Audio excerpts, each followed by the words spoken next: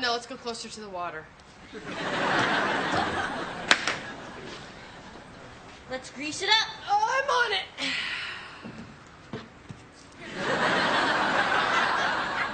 What's the thinking here? Squirt it out, lay down, roll around. Just like mustard on a hot dog. Excellent. Oh, man, it's hot. Can you believe it's November? No, if this is global warming, it rocks. It's called Indian summer. Oh, well, thanks for that. And corn, I guess. I'm Dharma, this is Jane. George, Nice to meet you. Hey, So what brings you up here, George? I've come here to die. This land was my ancestors' sacred burial site. for real? For real. Well, we're sunbathing topless, so you'll die happy.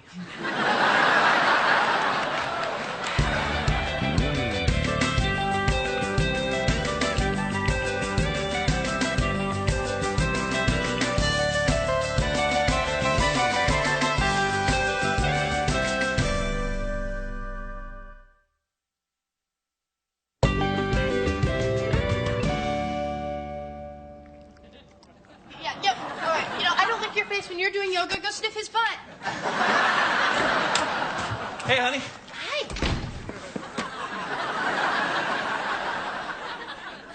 Have you been eating liver? No? Oh, you're probably tasting kibble. Okay. Guess what? What? Tomorrow night, the Attorney General of the United States is taking me to dinner because, and I quote, I don't think I've met that Montgomery guy yet. She knows my name. Shut up. No, you shut up. Janet Reno's taking you to dinner. Janet Reno's buying me a shrimp cocktail.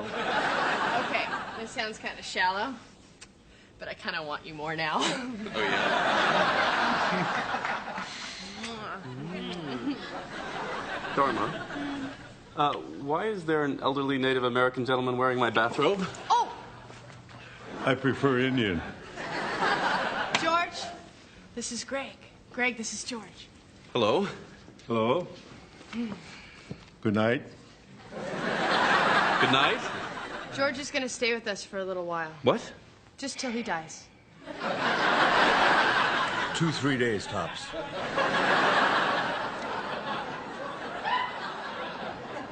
Dharma, can I see you for a second? George, do you need anything? No, I said good night.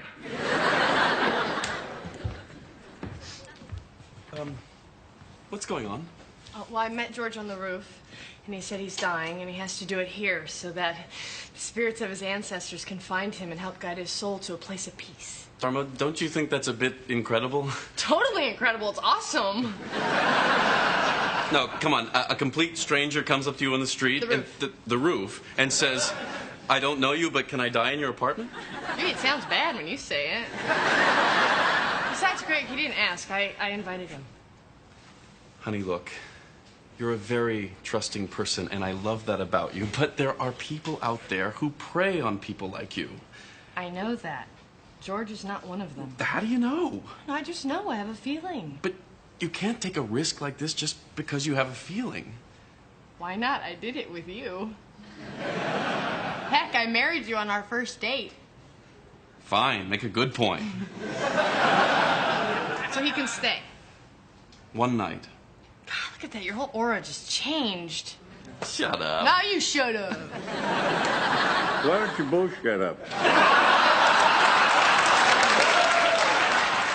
Well, check on aliases, but for now, just run George Little Fox. Okay, I'll hold. I'd do it for you, that's all I'm saying.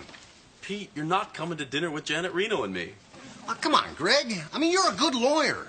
You're going to move up because you win cases. Me, I got to kiss some ass. The Attorney General of the United States. I mean, they don't get any bigger.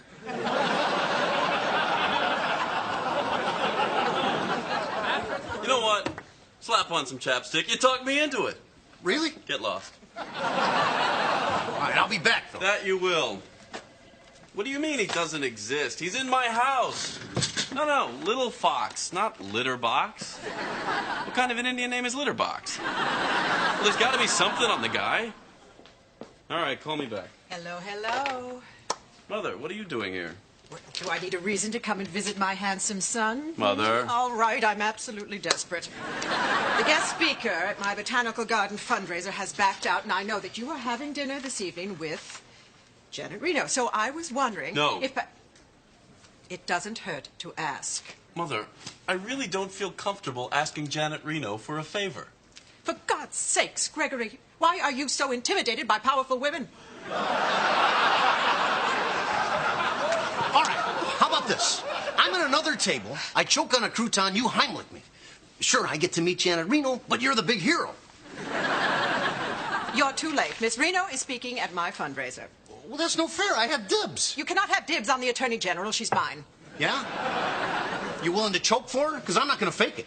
Okay, you guys, I have the perfect solution. I go to dinner with Janet Reno, you hate me, you be disappointed in me, and somehow I live with it. Oh, I don't suppose you would know anybody who would speak at a botanical garden function. I don't even know anybody who would listen.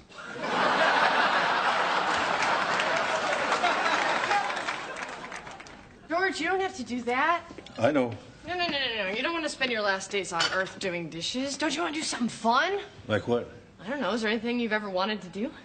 You know Debbie Reynolds? No. Well, I'm okay here. Hi, everybody. What are you guys doing here? Well, Greg called and asked us to check up on you. He asked you to check up on me? And what else did he ask us, Larry? Not to tell Dharma. I can't believe he did that. It's no big deal, honey. He's worried about you. If I had a nickel for every time that I asked a neighbor to check in on your father, could rebuild the garage he burned down. Would you drop it? That was months ago. George, I want you to meet my parents. This is Abby. It's an honor to meet you. Nice to meet you. And this is Larry. Sir, I would like to apologize for all the injustices your people have suffered at the hands of my people. Larry, your people were in Latvia being chased by Cossacks. But if they were here, they would have joined in. My people are joiners, and for that I apologize. Apology accepted. sorry about that. Last week he apologized to a Chinese waiter for a half hour for making him build the railroads.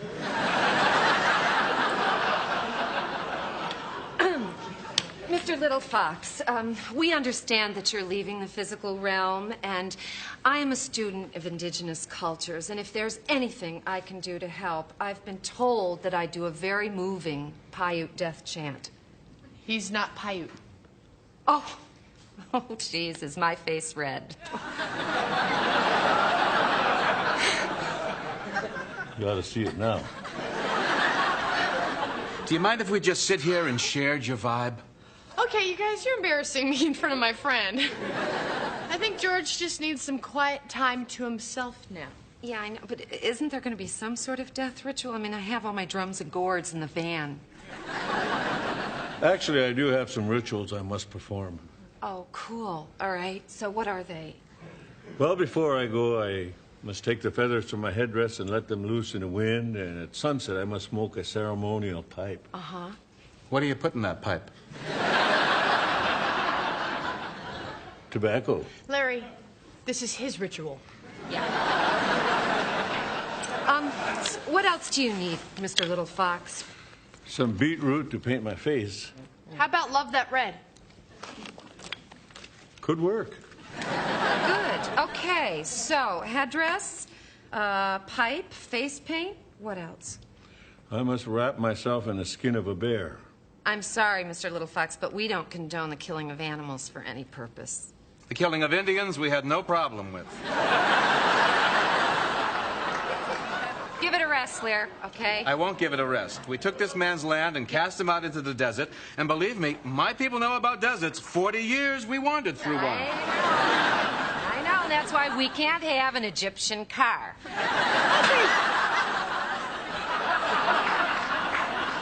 I just thought of a place to get a bearskin rug. What? Oh, you're taking George? Don't worry, he's leaving his vibe. Leave your vibe.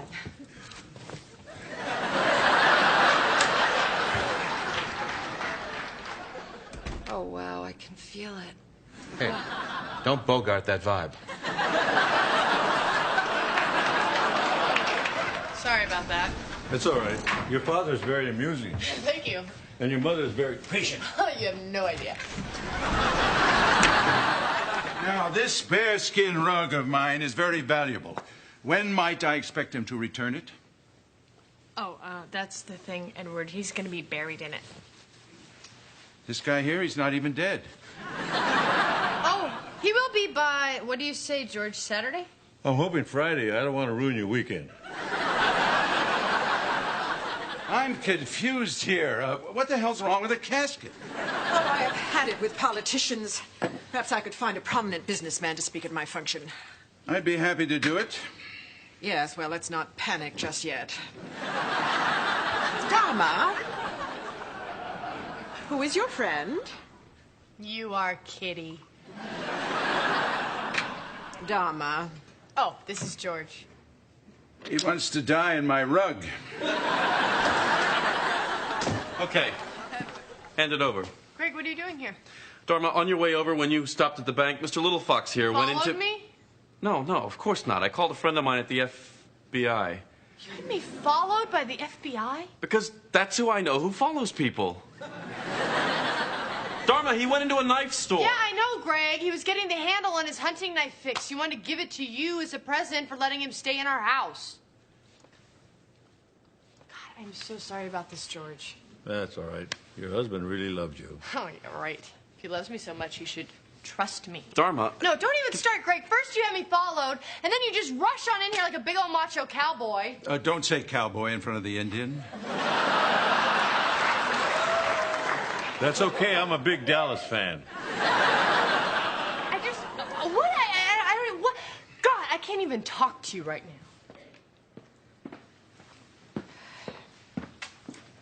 So, you are a Native American person, Yes. and you're dying. Thursday or Friday. Does that mean you're free this evening?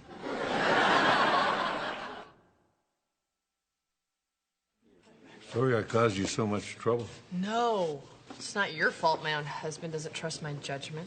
Well, you can't blame him. He spends all his time with lawyers and criminals. Half of them you can't trust, and the other half are criminals.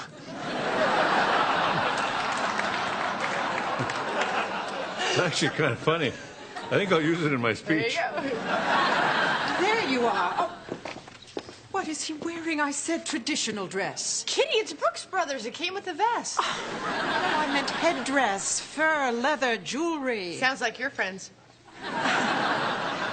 All right. Well, we've got at least this little scarf we can put on him. And, here, my necklace. Put this on. All right. Oh, this is nice. Yes, well, I'm going to need this back. Well, I get to keep the bearskin rug, right? Oh, yes, that's the deal. Now, you keep him here and make sure that he has some good stories. I remember when 3Com Park was called Candlestick Park. That was 3 years ago. That long? Oh, good Lord, he's just an old man in a suit.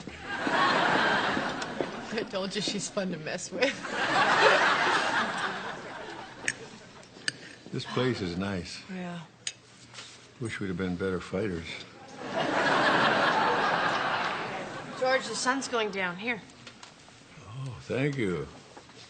I can't believe your father made this from a table leg. He's a man of many talents. No, really, it's just the one. Excuse me. There's no smoking here. But we're outside. I'm aware of that. But there's a city ordinance that prohibits smoking in public places. Oh. Well, how about if we go over there where there's no people? No. Okay, what if we go to the parking No. lot? Well, where can you smoke? Las Vegas. This is this man's sacred ritual. Oh, I understand. It was my sacred ritual for 12 years. But I quit and so can he. He doesn't need to quit. He's dying. A connection maybe? Jerk-face schmucko loser, maybe? What are you doing? Leave him alone. Give me that. Hey, oh, you think you're so tough taking a pipe away from a dying man? See how you do with the 6-foot blonde bag and kick your ass.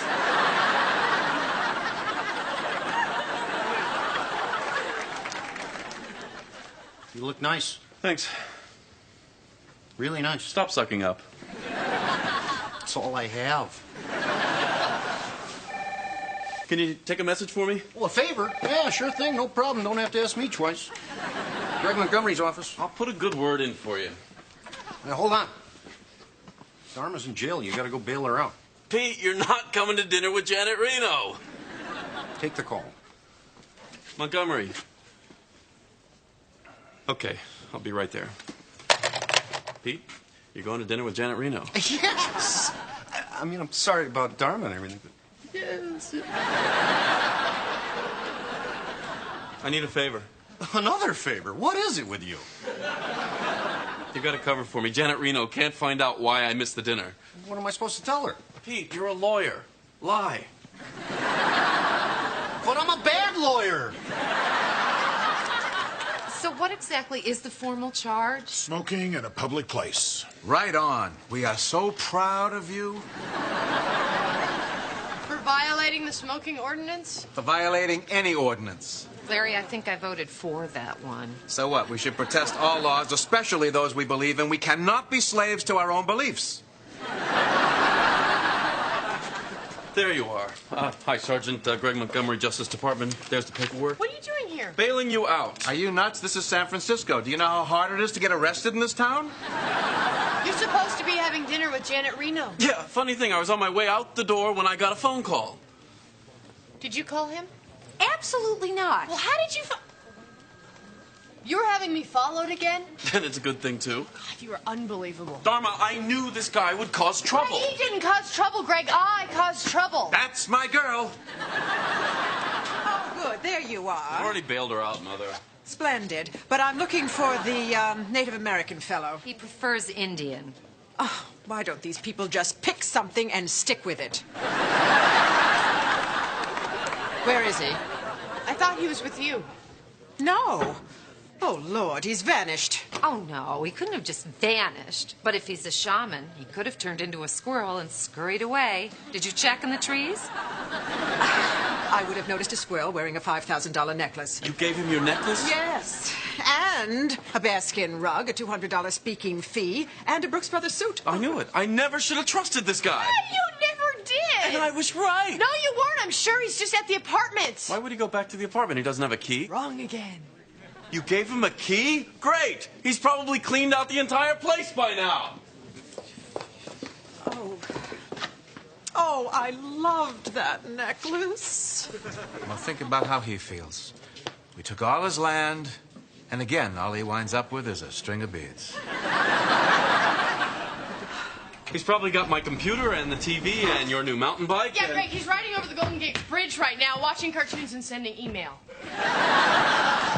I just want to see your face when you open the door and he's not there. He'll be there. Fine, open the door. I will. See? He's probably just upstairs. George! Dharma. George, hold on. George! He's not here, Dharma. That's Greg! Look, the TV's here, and then the stereo's here, and then the computer. This means he was smart enough not to come back. He's still got the necklace and the money and Coming back. Oh, come on, Dharma. Admit it. He ripped us off. Now, I know you want to trust everyone, but you can't. You just can't. That's not the world we live in. Fine, you're right. Does that make you happy? Is that what you want to hear? You're right.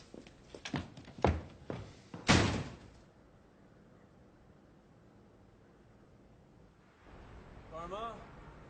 Dharma?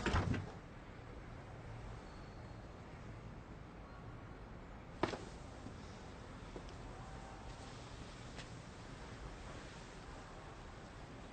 didn't get to say goodbye. He was here all by himself. It's okay. No, it's not okay, Greg. I was supposed to help him. I know. I'm so sorry.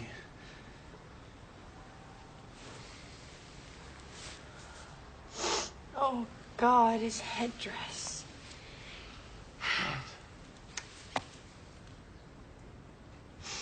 He didn't get to finish his ritual. I was supposed to. He's supposed to let the feathers go out into the wind.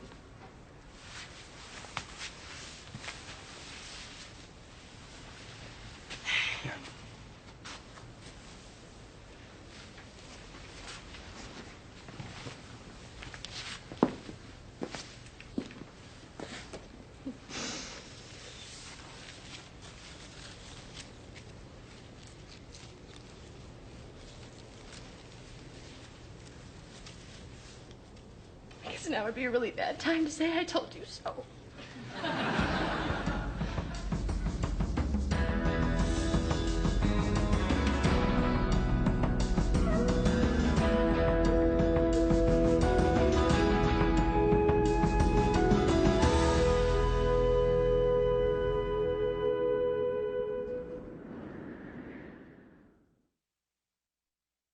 And you know, I graduated at the top of my class from Stanford, and, well, I could have gone anywhere, but I said to myself, Greg, Montgomery, you've got to work for the Justice Department.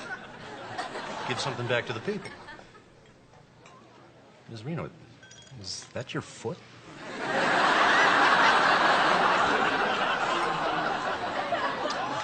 It's a big foot.